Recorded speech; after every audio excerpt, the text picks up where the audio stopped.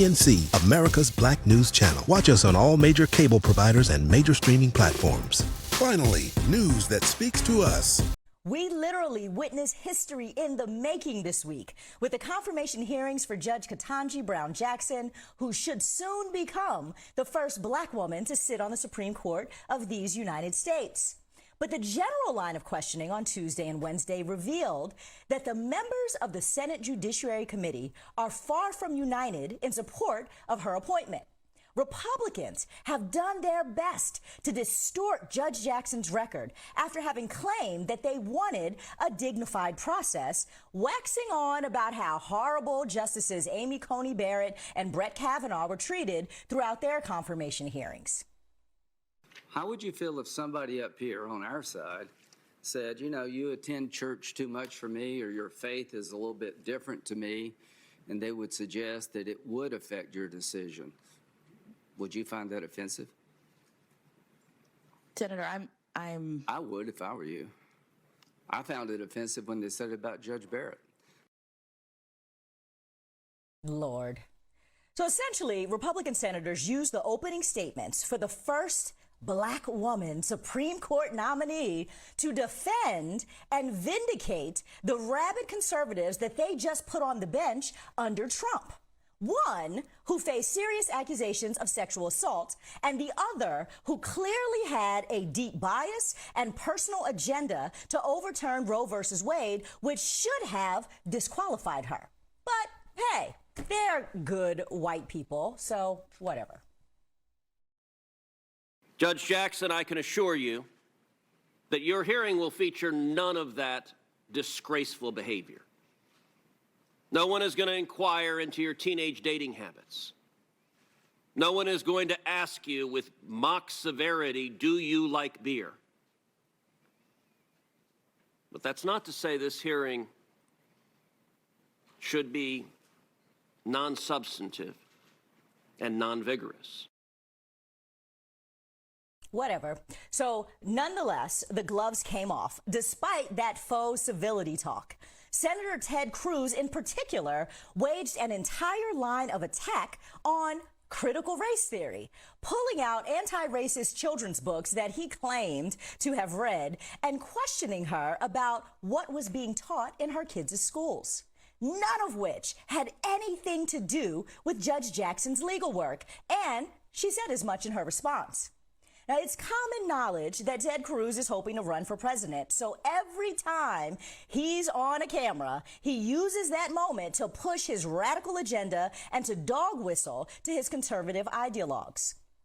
After Judge Jackson shut that CRT line of questioning down, he then went on to probe her on her sentencing of child porn offenders in what is sure to be the most sinister and misleading issue that they could find. Now, let me just say this.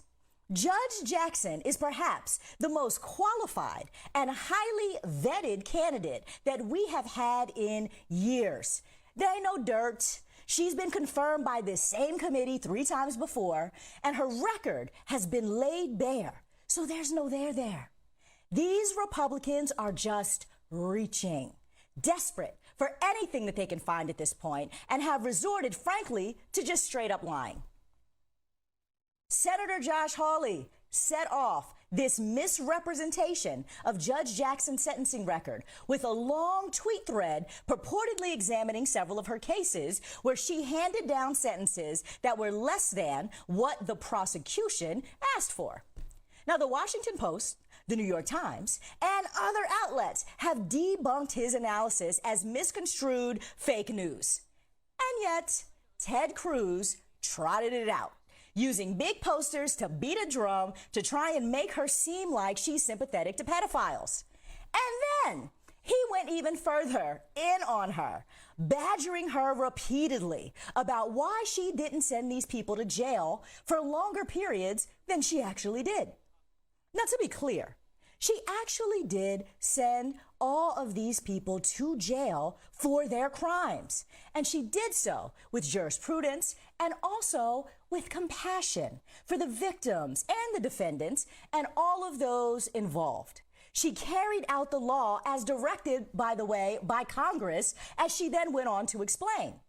But for Republicans, the black lady who coddles pedophiles makes for a much better headline than the just judge. And you know that they are fundraising like crazy off of this lie. At the end of the day, though, this is what all of this constantly comes down to. Republicans don't really want to put someone fair and balanced on the bench, as is evidenced by their last 3 Supreme Court picks.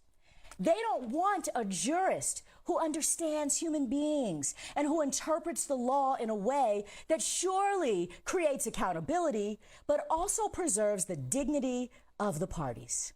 No, they just want ideologues who push conservative social agendas, who work to stomp out civil rights and preserve corporate power. They ain't gonna get a step and fetch it like Clarence Thomas with this jurist, and they know it. And there's nothing that they can do about it but to just try to make her look soft on crime. And to be clear, to be soft on crime is actually, in my opinion, a great thing in this case. Judge Jackson was the vice chair of the Sentencing Commission that recalibrated the mandatory drug sentencing rules that threw so many black men and boys behind bars. It's not that she is soft on crime, it's that she's all in for fairness.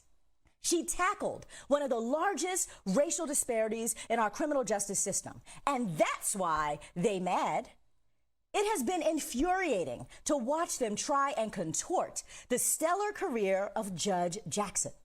They will continue to fundraise off of their lies and their deceit, but this time, their efforts will be met with defeat as she rises up and takes that Supreme Court seat.